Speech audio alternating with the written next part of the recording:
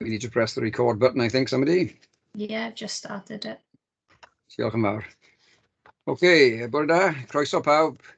Pwyllgor Gwasanaethau Cymdeithasol. So, Democrataidd, good morning. Welcome to this meeting of the Democratic Services Committee on the 7th of June, 2021. Time flies. So, I'm Councillor Del Morgan. I'm the chair of this committee. And just to make everyone aware that the meeting is now being recorded. Can I please remind everyone to switch phones to silent for the duration of the meeting?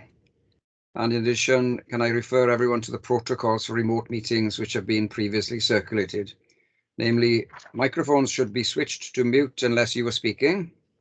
Should you wish to ask a question or make a comment, can you please indicate either via the chat function or by raising your electronic hand via Teams. I will assume that you've all read the paperwork before us today prior to the meeting. And please only use the chat function to indicate if you wish to speak as an alternative to the electronic hand function or to raise any technical issues. When asking a question, can you please indicate which page number you're referring to? And when speaking, please introduce yourself if I haven't introduced you. As you can see, the first item on the agenda is to do a roll call. So I'll now ask Alison from Democratic Services to take us through this. Alison. Thank you, Chair. So I'll just go through councillors first. Councillor Anne Howard-Aubrey. Present. Councillor Sandra Miller. Present. Councillor Sean Percy. Present. Councillor Suzanne Renkers. Present. Councillor Anthony Taylor. Present, Alison. Thank you. I've had apologies from Councillor Leanne Jones. Councillor Alan Llewellyn. Hello, yes, present. Thank you. Councillor Anthony Richards. Councillor Steve Hunt. I'm here, Alison. Thank you. And Councillor Jeremy Hurley. No, and then to officers, Craig Griffiths. Present, Alison. Thank you. Thank you. Stacey Curran. Present. Spencer Blewett. Present. Thank you. And I'm Alison Thomas. Thanks, Chair. That's the roll call done. Diolch yn fawr, Alison. Thank you. OK, so the next item, item 2, is any declarations of interest. Are there any?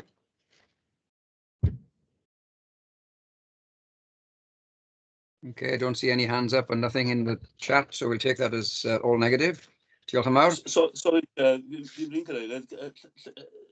Os angen i ni ddatgan o gwbl am yr eitem ynglyn ag ariannu, do we have to declare interests on the remuneration report at all? I think it's for information. I can see Craig shaking his head. That's Yeah. It's the item for information only, I believe, Craig. That's right, isn't it? Absolutely right, Chair. Yes, indeed. No need to worry about declaring any interest on this occasion. Diolch yn fawr. OK, diolch Alan. So that being completed, the next item, item 3, is the minutes from the previous meeting. That's the meeting that was held on the 25th of January, starting on page 3, pages 3 to 5. So I can ask members to just accept the pages with me, page 3, page 4, and page 5. All members happy? OK, we'll accept those minutes. Diolch yn fawr. Item 4, starting on page 7, is to establish terms of reference for onboarding programme plan for member induction 2022. For this item, then I'll hand over to Craig Griffiths. Craig. Thank you very much, Councillor Morgan. So, as members will all be aware now, May 2022 will see the next local government elections. And part of that process is that officers need to start giving consideration to the establishment of an induction programme for members. So, no doubt you will all be aware when elected in 2017, we had a number of different training and events and marketplaces to help you obviously get to grips with obviously your new role as elected members at that point. But there's also a stream of work that needs to be undertaken undertaken before that, where we look at explaining to the members of the public, obviously, the work of elected members to try and encourage those who may be interested to stand then for local council. So what we will be proposing to do over the coming months is to develop this member induction programme, and I think we would be very welcome of any opportunities that members in particular could input into it. For example, your experiences in 2017 and in recent years as well will be invaluable to us to know where we can programme the best kind of induction package that would ultimately work then for all of our members going forward. At the same time as well, you will recall from the previous council that we've made a commitment to look at diversity in respect of local government. Now, I'm conscious of the fact that the majority of the obligations there will rest with parties. So that's something obviously outside of the control of the council, but there will be different steps we can look at to try and look at how we can increase diversity in all of those elements. So the starting point we would like to go with is just create a sort of task and finish group to work with us over the summer months, then going into the early part of the autumn, to get your views on board, to give you an indication of the type of issues that we are considering, and then obviously we'll bring it back then to the full Democratic Services Committee in the autumn for sanction, and we can look then at the implementation elements that come with it. So happy to answer any questions, Chair, in that regard that may be of assistance. Thank you, Craig. Just to kick off, and I have some hands up, wanted to check, Craig, there is dual purpose for this task and finish group. One is to look at the induction programme to plan ahead. The other one is to consider diversity, which I take it as a totally separate thing in terms of, I suppose, predicting or projecting between now and next May. But there's also an overlap, is there not, in terms of preparing an induction programme which would include elements of diversity? So there's kind of three parts to it, if I'm right. Absolutely, yeah. Very much so. It's about looking to see how we can take the principles of, obviously, of the diversity and democracy view that the WLGA have put forward and integrate that then into the member induction programme and some of the initial schemes of work that we will look at probably from the latter part of this year going into early next year to demonstrate to the public why you can stand for local council, how you go about doing it, and just some of the standard issues ultimately that may wish to be taken into account for it, just to demonstrate that there is an openness. We aim to champion diversity in many different ways, and we want the council to be representative of the community in which we serve. There we are, thank you. And then obviously the more general aspects of induction anyway as well. So, thank you. Right, two hands at the moment. First one is Sean Percy, please. Sean. Thank you, Chair, and thanks, Craig, for the report here. Yeah, just a quick point really I want to make on the induction, and especially when we're engaging with members, is to perhaps make a specific point of speaking to those members who came in on a by-election. I'm very mindful that they get a very, very different experience joining as members to what we did in terms of the scale and type of induction. Obviously, we had quite a lot of things put together, the marketplace event, and all of the officers were geared up to sort of handhold people through, I suppose. And obviously, I've been speaking to Councillor Lynch. He's come in. I know other colleagues who've come in sort of mid-term. I felt a little bit, seem to have felt a little bit lost. Now, I just wonder whether we should make a specific effort to speak to those members who came in on by-elections, gather some of their feedback, and perhaps, although it may not be applicable for the induction immediately at the next election, perhaps we can have a bit of an idea of how we can deal with those by-election members a bit better, because I've just got a feeling we've not quite figured that out yet in the best way. So I just wanted to make that point, Chair. I was looking to see whether Jeremy Hurley, he's not in at the moment, is he? So he's an example of that.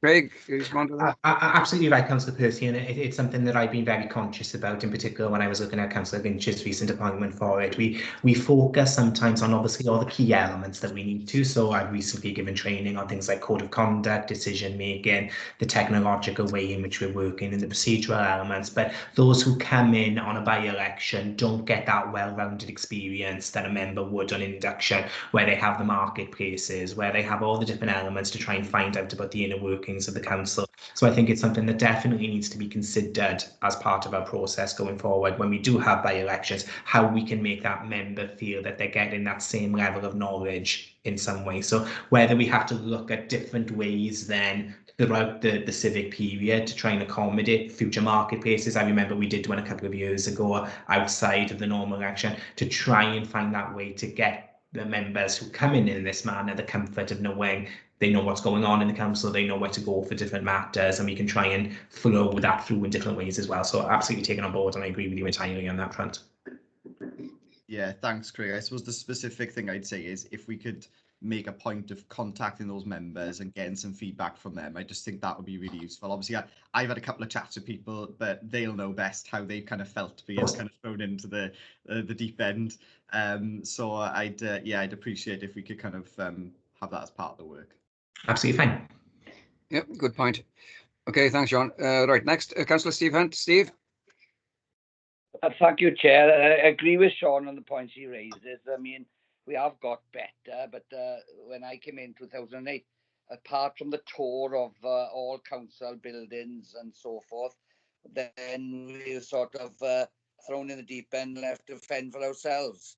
We've certainly moved on, and there's a lot more happening, but it's still members that are new do still feel lost up to a certain point, and the more we help and get their feedback, possibly then you know what they might need, and signpost them to wherever they need to go for information and everything else. The point I was going to raise, though, Craig, is when you say planning and diversity, and I know we've all spoke about this and all agree, of course, and we start planning now from this meeting. I spoke to Rhys George.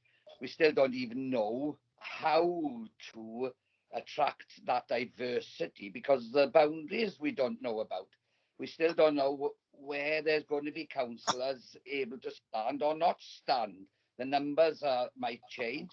We haven't had no guidelines from Welsh Government, and Rhys reckons we still want to have that information possibly till Christmas. So I don't know, how we go about our planning. You mentioned political parties, but if we want diversity, there'd be individuals who might want to stand in their own rights for that particular role. But until we are able to say categorically, you're able to stand here, there, or wherever, I don't know, just advice of you really, how to tackle that sort of scenario until we get the information that we all are clear on. So just those points, Chair. Thanks, Del. Okay, Craig. Absolutely right, Chair. Thank you, Councillor Hunt, for that question. It's something that Rhys George, our elections manager, and I were only speaking about towards last week about where the Boundary Commission work is ultimately ongoing, where it's going to sit with Welsh Government. We're hopeful that we may know more maybe as the autumn months progress as to what the position will be. But what I think we can do in amongst all of that is look specifically at ways of how we can demonstrate that if you are interested in standing for local government, how you can do it, how there are different advantages and the merits in various elements. So, for example, one of the things the WLGA picked up were times of meetings. We can give an idea of what the role of members will be. We can look at the commitments that they will be signing up to give people that general overview so they know it's not totally foreign to them or it's not totally alien when the time does come. It's something that they are considering it. So we can champion diversity by showing how there are so many different elements we can take into account. There are various schemes out there in respect of parental leave, adoption leave, family leave, and all of those elements. So they know that if they do wish to stand as local councillors, they get the benefits of that wraparound system at the same time and can understand then that there are opportunities out there. So hopefully they can try and get the balance between their working life, their family life, their civic life in that sense, and just explain to them what opportunities exist and how we can help and assist in that regard. And that may involve speaking to various different members, asking them down the line if they could give some testimonials potentially of their time as a councillor and some of the ways that they've come across things, and how we can involve our current crop of members, obviously, to demonstrate that ultimately to the wider public. I remember seeing back in 2017, there was a sort of roundtable meeting with a couple of different members who sat down talking about their experiences. We may be looking to revisit something along those sort of lines. But again, it's about trying to demonstrate that we are committed to doing what we can to improve diversity, and there are different powers and opportunities within the council that we can strive to try and achieve that. Can I just briefly come back Del, please, yeah, accept that, Craig. I was also wondering with Sandra championed and chaired the disabled. We did a piece of work. I just wondered, in diversity, we could have disabled candidates. Do our buildings lend themselves? When you say that you've got to show them what they're able to do and where they're able to go, especially the Talbot Civic Centre. I just wondered if that's going to be a barrier for attracting disabled candidates. It's just a few points because it's important for where we are going in this Democratic Service Committee.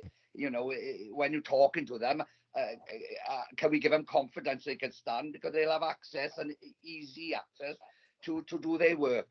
Those are just a couple of points. Thanks, Del. Okay, Greg, I don't think there's anything much to add, but I think the answer is yes. We've got to incorporate those discussions into our task and finish group, haven't we? Absolutely, indeed. Yes, Chair. Okay. Right, next, Councillor Alan Llywelyn. Alan? Yeah, diolch yn fawr, Cadeirydd. Perhaps something that we need to tie in from this discussion is the other discussion, parallel discussion that we're having about the way that we continue to use technology remotely and what's the right balance around blended arrangements for meetings and so on, because we're talking about the balance of people, particularly working councillors. There's always been a challenge, and I no longer work full time, but it's always been a challenge, and I think that as people are more used to are getting more used to using blended working in their professional lives, I think they will be looking for that sort of approach in undertaking civic duties as well, and I know we're looking at that sort of separately, but it sort of needs to dovetail into this consideration as well, I think. Yeah, good point. Craig, yes?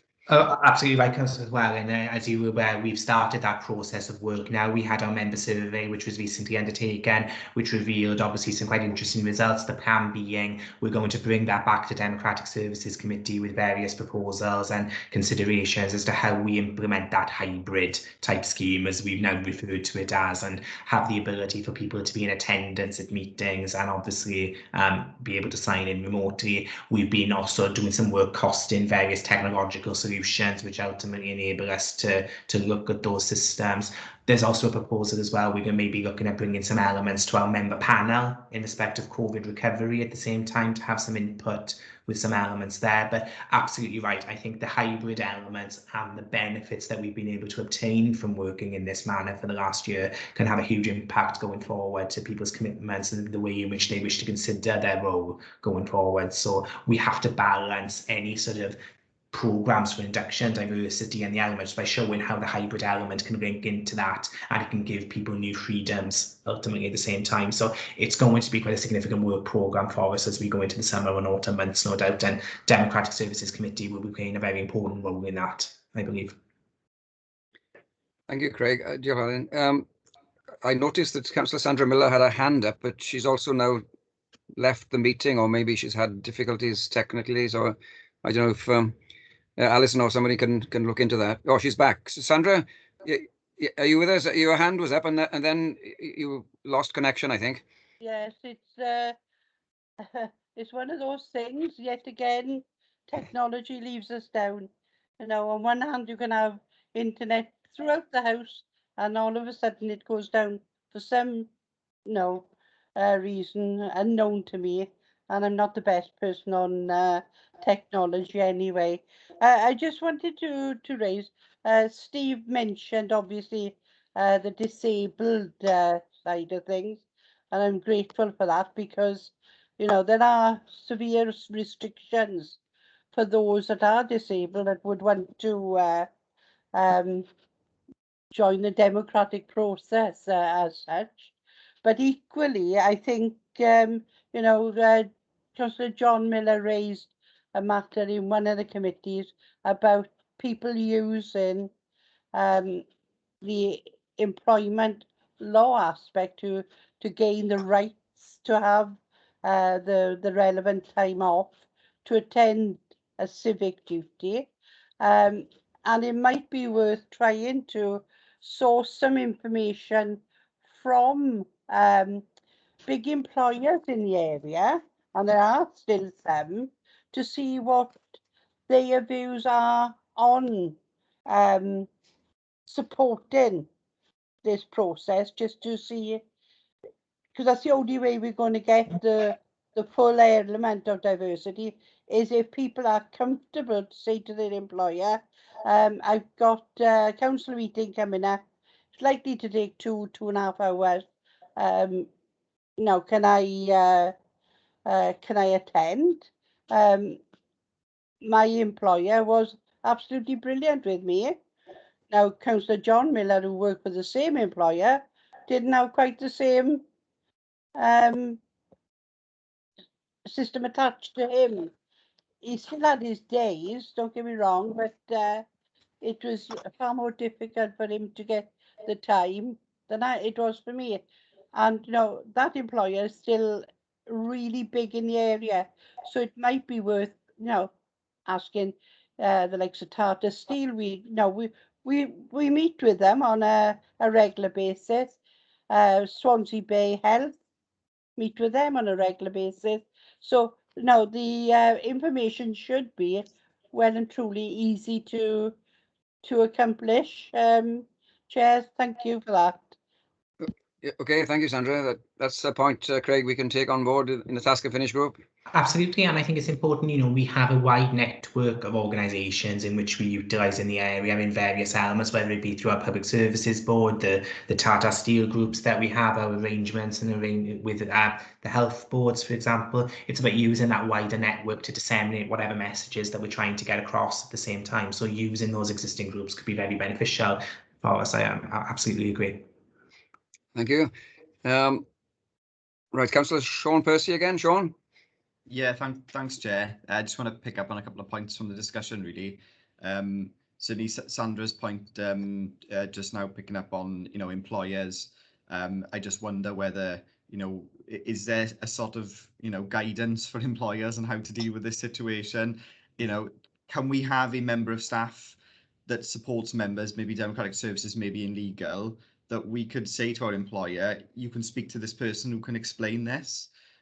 Because, you know, I'm not in that situation at the moment. Myself, I'm not employed other than this job at the moment. But I think some people would perhaps have difficulty communicating and explaining all the complexities of how it works as well. So it may be worth having somebody trained up in the council that could actually be a liaison with employers, perhaps, in doing some of this. But that's just crossed my mind, as it may just make it all a bit more robust. And if you're new to the environment as well, you kind of will need to start off on the right foot, won't you, on these issues. The other thing I wanted to pick up on is mention a few times about the disability issue with diversity. Obviously, Sandra and Steve picked that up, and obviously I remember Sandra did a lot of that great work on the auditing of the buildings. Now, obviously, some of the remote working has kind of it changed the feel of that now to an extent, depending on where we go back. It's arguably easier for a physically disabled person now to interact in terms of not having to go into the buildings, and at the moment they're not at any greater disadvantage. I just, in terms of the induction, I'm just thinking how we sort of discuss and communicate how we engage with staff. Because obviously when I started in 2017, the idea of calling someone on Teams was, you know, the only people who would have done that were IT. You know, you could have Skyped somebody in IT, but nobody else would have entertained that idea. They'd look at you stupid. But now pretty much all members of staff are engaged with that. And I'm assuming that's going to continue to be a big part of our ways of working afterwards, as opposed to popping in the office necessarily, which is, you know, what I'd often do on the off chance of catching someone at a free moment on their desk. And that's just something to consider when we're talking about how new councillors will engage with members of staff. There may be a staff element to this as well, about how they want to engage with us and how the best way to do it is. But that's just crossed my mind. Obviously, that's a very different way of working now. And I suppose we'll need to understand how we want to continue that and in what way going forward. But yeah, thanks, Jeff. Thanks, Sean. Yeah, one of the strange outcomes of the pandemic, I suppose.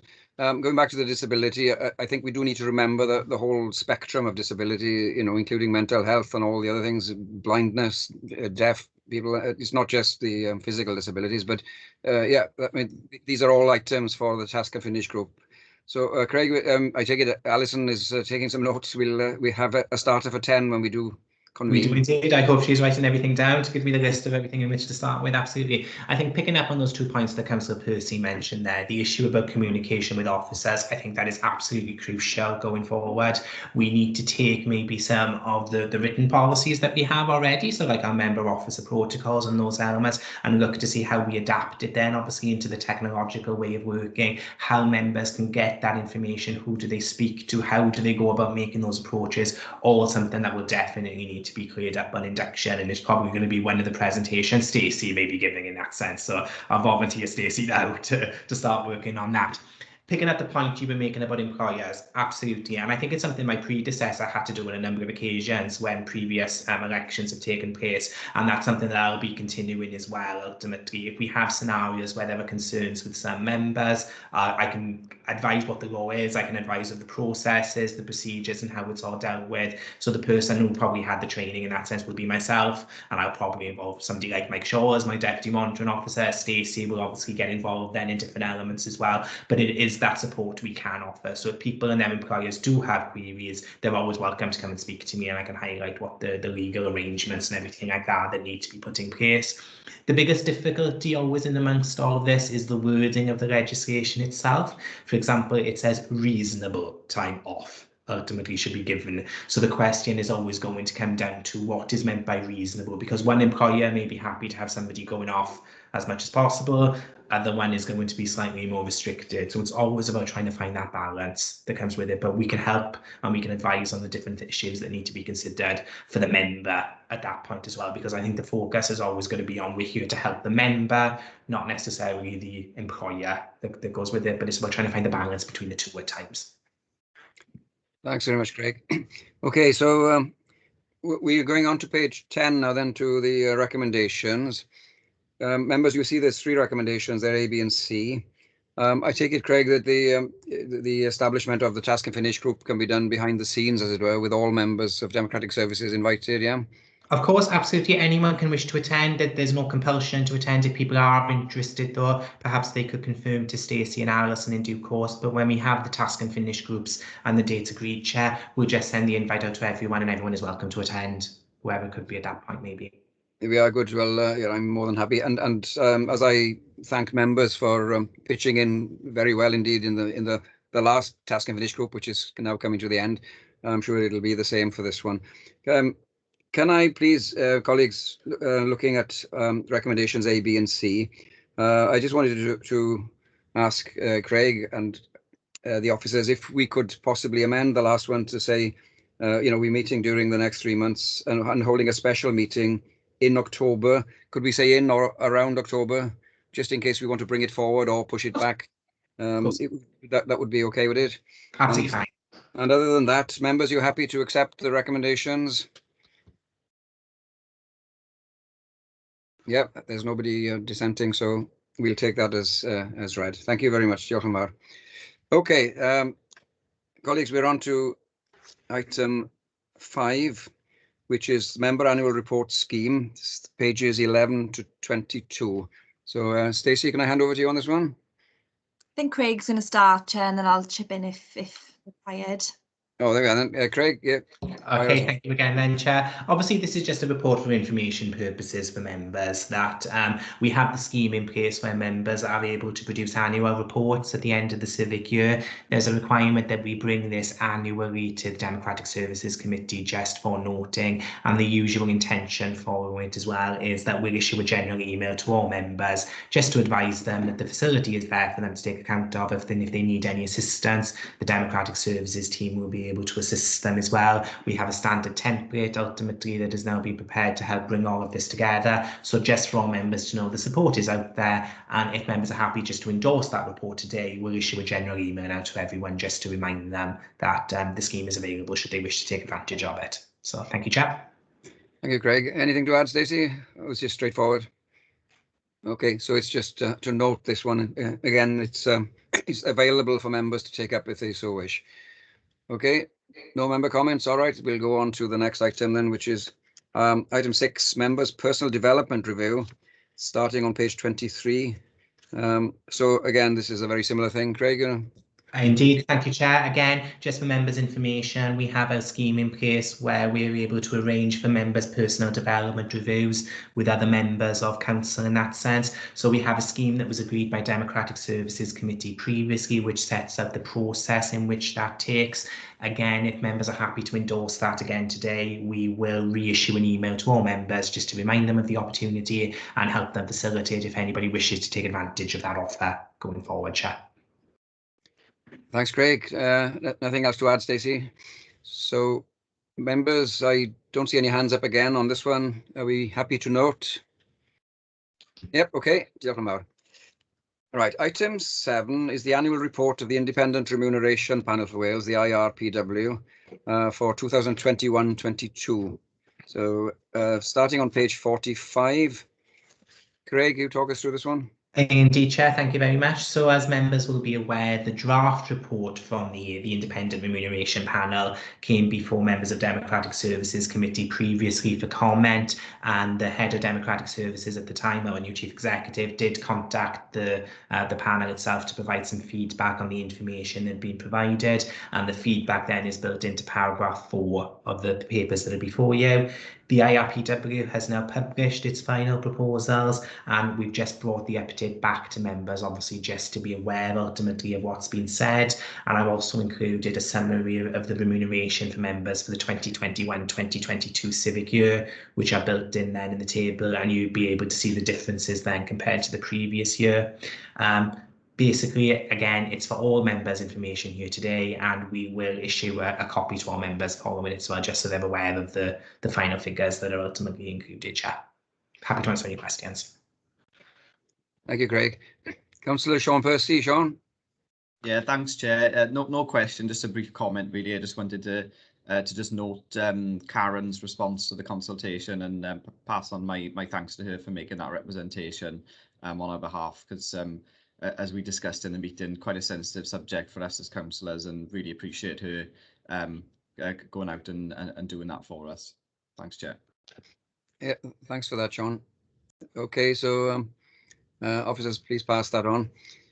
No other hands up, so we're happy to note this one. Yeah, okay, diolch yn fawr. Item 8 now then is the annual report of the members' IT reference group. This one starts on, is it page, where are we? 51, Chair. Page 51, yeah, it's on the iPad. Starting on page 51. Spencer is with us. Stacey, do you want to say anything first, or do you want to bring Spencer in just to give us a... Yeah, just as a brief intro before I bring Spencer in, this is just your annual report from the members' IT reference group. You normally receive this, as it says in the tin, annually, just to look back at what the work of the committee has done, the group has done. And I'll hand over to Spencer for the details. Spence. Yes, Spencer. Thank you, Stacey. Thank you, Mr. Chair. I don't know. Do you want me to read through the report, or how do you want to deal with this? Just highlight any points in there that you want us to draw out. Okay, I think the big one is perhaps the adoption of Zoom now for the enablement of Welsh translation that's going to be coming up. I also think it's worth pointing out the amount of work that my Democratic Services colleagues have gone through with the migration of iPad updates in Tune. But I think the big headline is Zoom, and later on in the year we'll be hopefully using a few of you as volunteers to make sure that it works for us in a pilot. But at the moment it's still very early with Zoom. It's kind of failed for a couple of us at this point in time as well, so it's not ready to roll out to councillors as yet. Okay, that's going to be very interesting. Thanks for that, Spencer. That's great. I've got a couple of hands up. Craig, your hand is up, so I bring you in first if you want to respond to how we've started off this. Thank you, Chair. Just to pick up a few points then, obviously, that Spencer and obviously alluded to then for it. One of our concerns, obviously, at this stage, as we've seen in the last couple of weeks, is the hybrid policy in particular, and looking at the various platforms in which we can engage with to be able to achieve that. So that's a lot of the work now that's been going forward, shall we say, to work out how we can adapt the benefits of what we've learned over the last year, obviously going forward, while still achieve the degree of interaction that members sorely do want then as part of the process as well. One of our significant concerns was that we were looking at the use of Welsh language, specifically with regards to council meetings. Obviously, we had some difficulties using Microsoft Teams about the setup, but that's one of the issues that we've been able to overcome by looking at platforms in respect of Zoom in particular.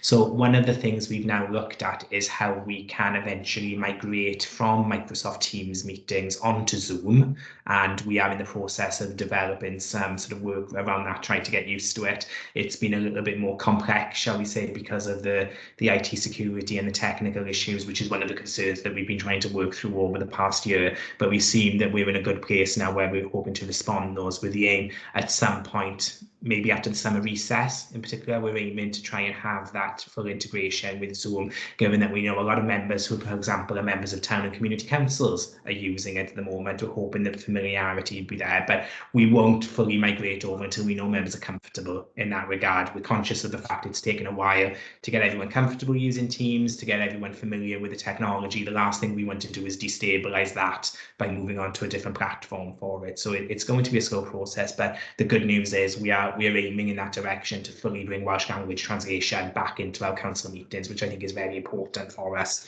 going forward. So that's a good news element in that sense. And the WRG and various other authorities are looking at different elements. We've now got our system ready to go, hopefully. But that's the key element for us now from the technological side, and what the members IT panel and different elements will look at is how we utilise our new technology. And I know there's been various work streams led by Spencer, Alex, Stacey and the team as well, then obviously to upgrade iPads, to get everything ready going forward. The new setups with Modern Gov, which they only did for me this morning, and I'm struggling to get used to everything as I'm going through the papers already.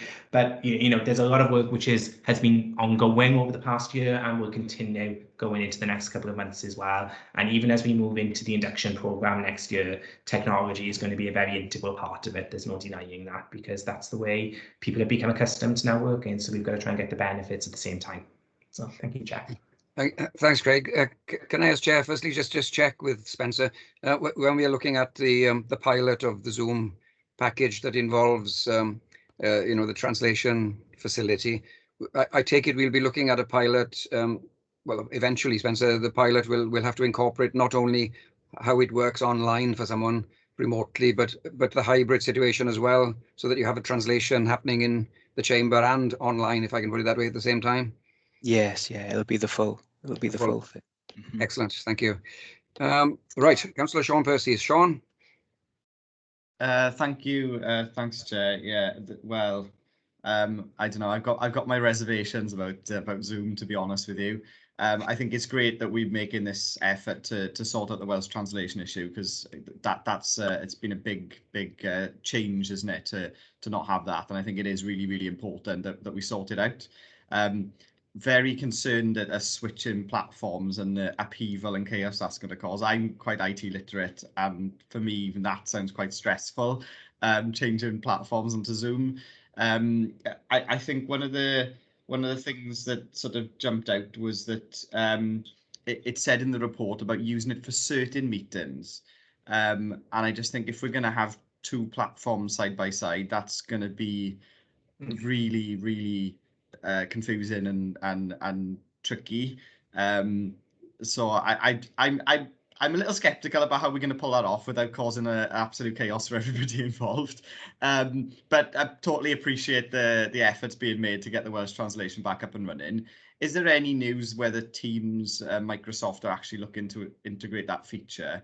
Or are we permanently abandoning Teams for formal meetings? I guess the concern I would have is if we're going to make this huge sort of migration to Zoom for some or all meetings. Not clear from the report. The report says some. Sounds like we may be doing it for all.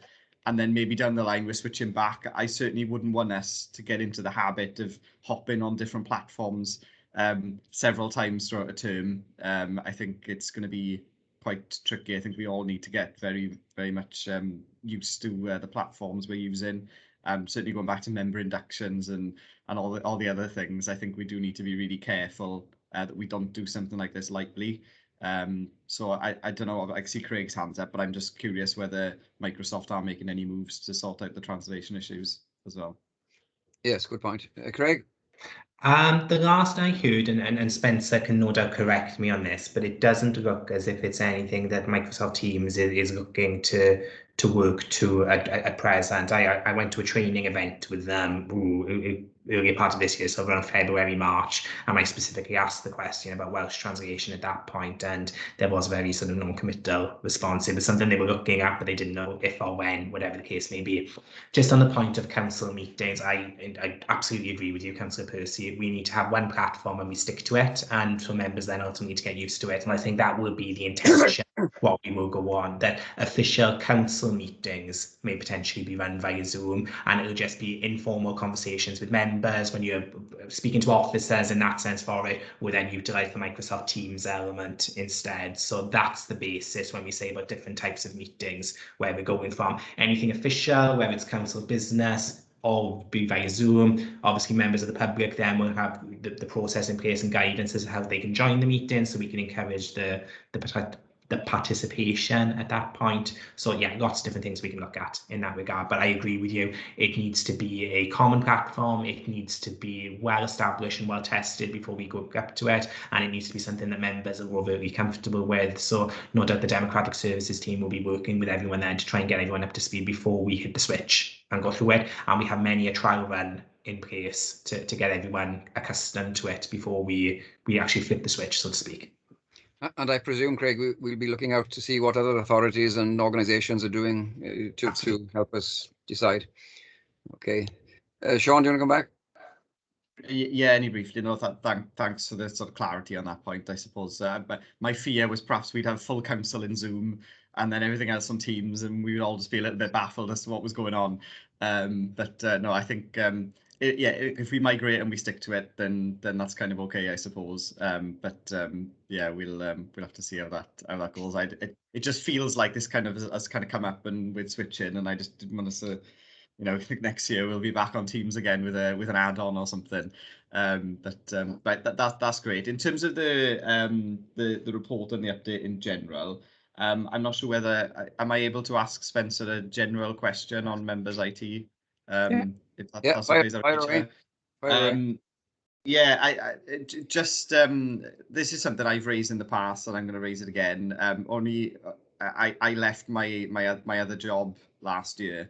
Now I'm only employed by the council. I no longer have a Microsoft Office license on my home computer, and I cannot use my councillor login to activate a copy of Office on my main computer. I'm sitting at my desk. I've got my council laptop here. I've got a nice dual screen setup where I like to do all my work, and I can't type a letter. I can't do anything on that computer whatsoever. All my previous employers, Welsh Government and UK Parliament, are very happy for their employees to log in using their parliamentary accounts on personal devices for Office. We need to sort it out. I spoke to my newly elected colleague Stephanie Lynch, and she's facing exactly the same issue as me, coming from a Welsh Government job, and thought she could just log in and access her emails, etc. I know it's not been a big priority for you, but please, can you have a look at it?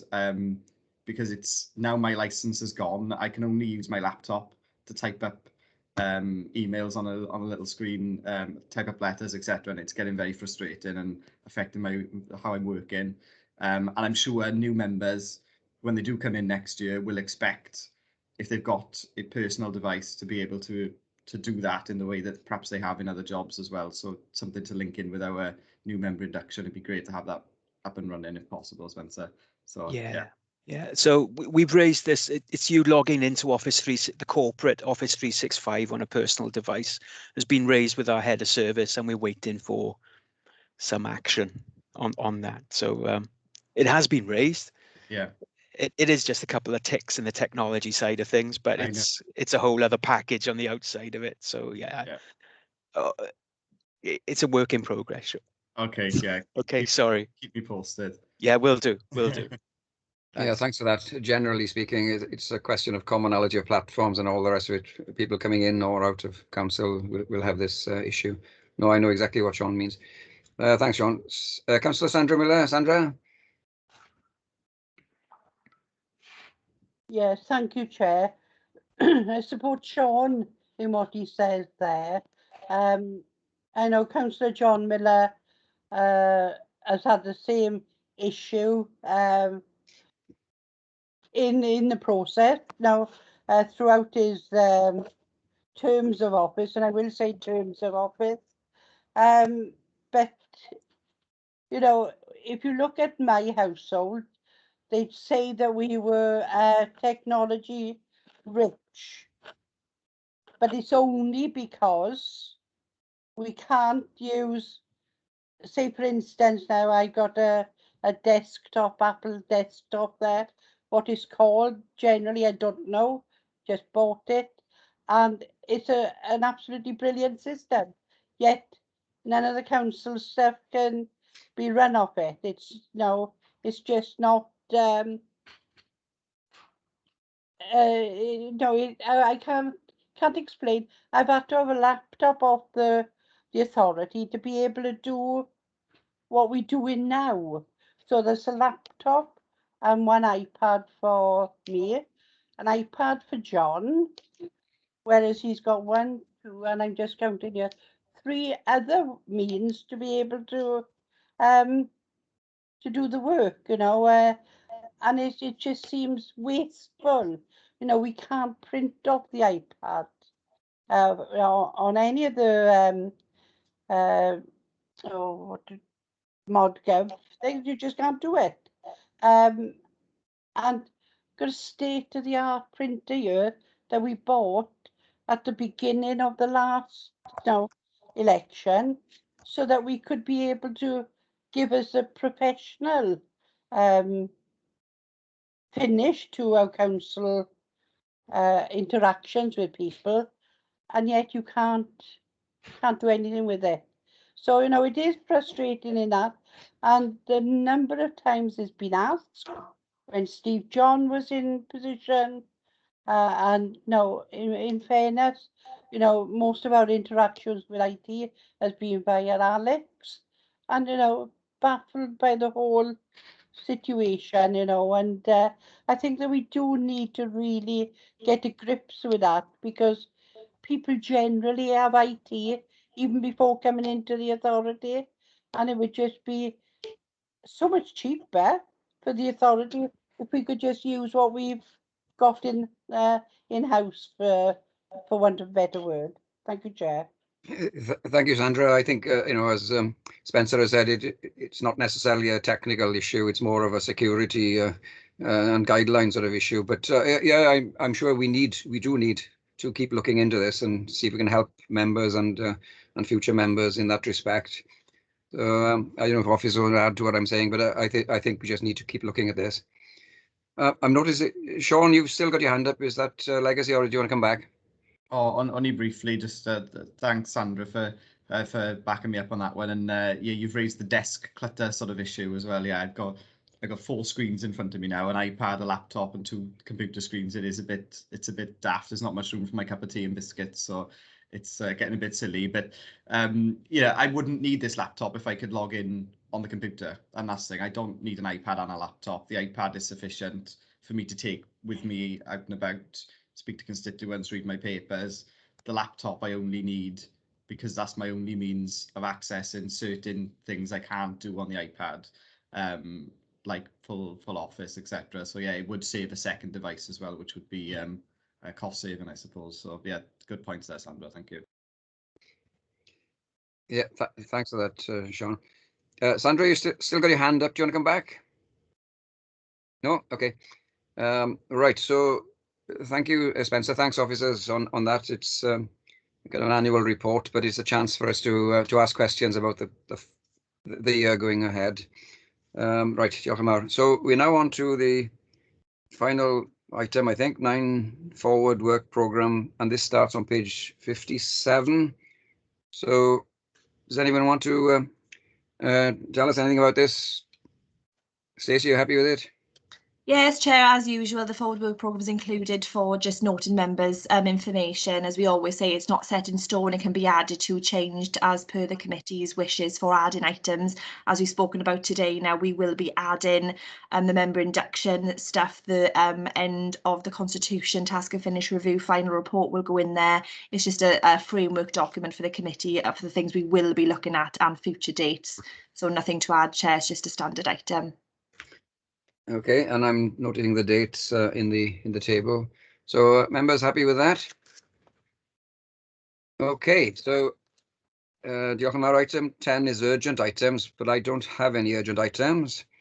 So I'm taking it, colleagues, that brings us to the end of the meeting. So may I thank you all very much for joining us, members and officers alike. So diolch am fawr iawn. Mwynhewch gweddill y dydd, enjoy the rest of the day, and we'll catch up again. I will close the meeting. Diolch am fawr iawn. Bye. Bye.